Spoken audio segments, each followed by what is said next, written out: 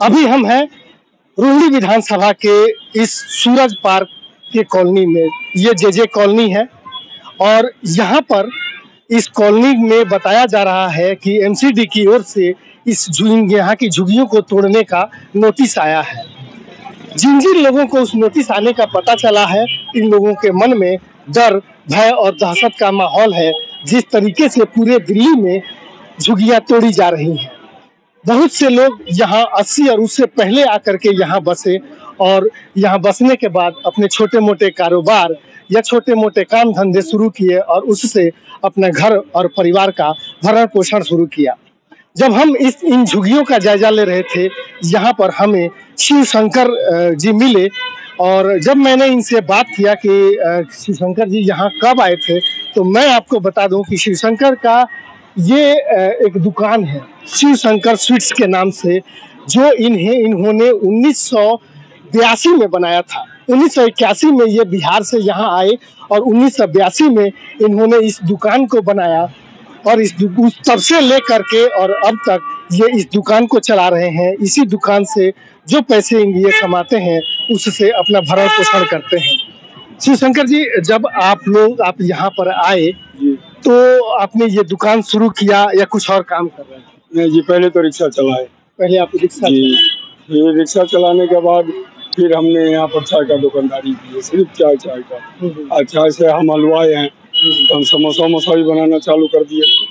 जब से समोसा भी, चाय की, यही लड्डू भी बनाना चालू कर दिए।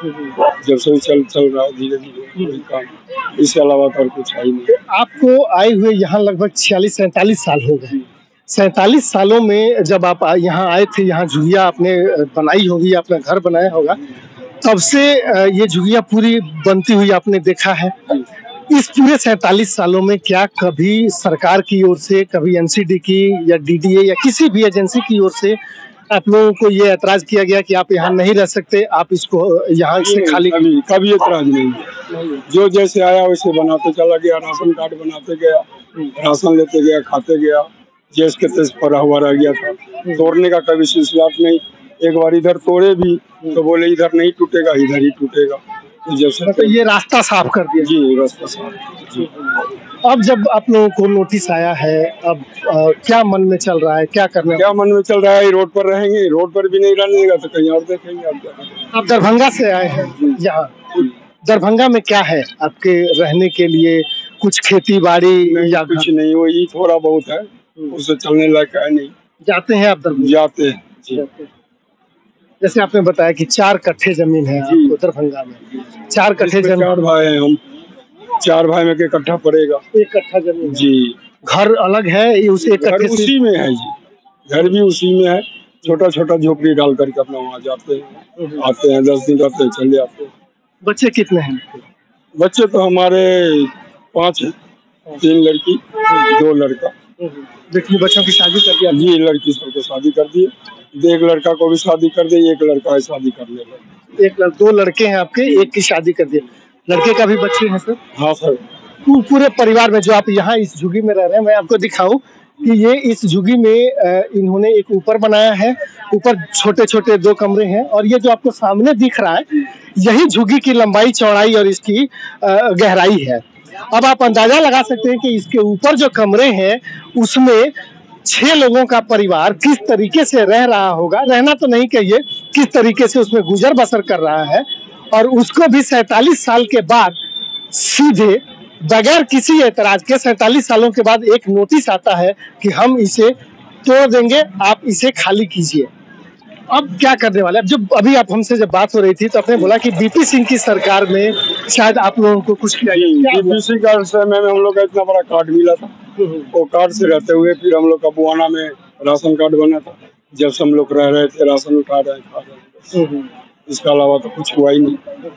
अब जिस तरीके से जो तोड़ने की कार्रवाई चल रही है या तोड़ने की बात कही जा रही है, नोटिस भी आई है, टूटने के बाद क्या सोचते हैं? अभी आप लोगों के मन में कितना डर है कि डर तो इतना है कि आगे दुकानदारी भी करना मुश्किल पड़ रहा है। जो कब आ जाएंगे, कब उठा करके तोड़ देंगे, कब ले जाएंगे उठा के, क्या फायदा? फिर वही खाली हाथ से आए थे, खाली हाथ से रह जाएंगे।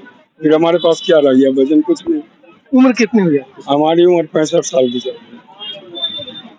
65 साल उम्र है शिवशंकर की और ये अपनी जिंदगी की जो सबसे महत्वपूर्ण समय था उन्होंने यहाँ पर गुजार दिया। यहीं पर बच्चों का परवरिश करना हो, उनका पालन पोषण करना हो, उन्होंने किया।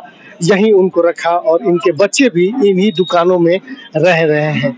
ऐसे कई सारे शिवशंकर इन झुग्गियों में हैं जो यहाँ पर आए, वो यहीं के हुए यहाँ दिल्ली में अपना जो कुछ कर सके करके अपने जीवन और भरण पोषण का इन्होंने काम किया। और अब जब उम्र के इस पड़ाव पर पहुंचे हैं, जो इनके बच्चे अभी तक ये मान रहे थे कि हमारा झुग्गी ही सही एक आशियाना है, अब उन आशियाने पर भी सरकार की नजर है, सरकार के उस पीले पंजे की, जो कोई भी रियायत नहीं बरतता, कोई ही उसकी कठोरता के आगे कोई टिकता नहीं है।